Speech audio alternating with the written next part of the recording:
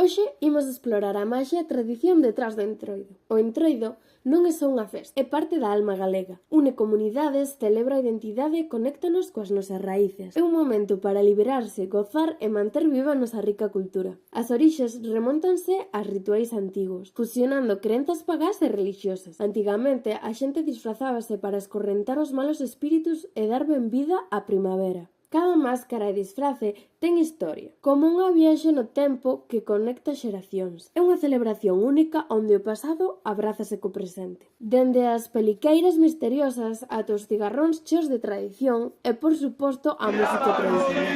En Galicia celébrase en varias localidades e cada un ten as súas propias tradicións, pero sempre hai diversión asegurada. Non podemos irnos deste vídeo sen facer unha mención especial ao Entroido rural do Condado. No pasado, nenos e mozas adoitaban seguir a tradición de disfrazarse chamándose perriñas ou mudados, para ir de casa en casa pedindo diñeiro ou ovos. Este ritual variaba en nome e forma segundo a rexión, como mascaritas, farrapeiros ou pesetiñas. A vestimenta típica incluía roupa vella, unha careta feita de trapo, chapeu ou pano, luvas e un pau de bimio. A tradición consistía en pedir perriñas sen revelar identidade, e se a casa daba un agasallo, descubríase. Se non a identidade permanecía oculta. No caso de que quixeran destapar a identidade sen dar nada, dábase co bimbio. O uso da expresión perriña cunha voz afeminada e sarcástica era característico. Tiña función de que non descubrisen quen eras pola voz. Tamén se destacaba a presenza de casamenteiros, mozas que se agrupaban e en algunhas ocasións simulaban bodas. Esta tradición que mesturaba rituais antigos e costumes locais era unha forma única de celebrar e manter viva a cultura galega da nosa comarca. Animádeos a rescatala.